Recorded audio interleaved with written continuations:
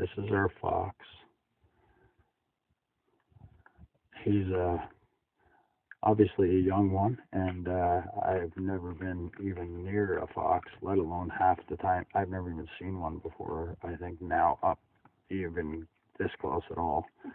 And if I just go a couple feet away, this is our cat that lives on our property, and they seem to be sharing their dog and cat food together.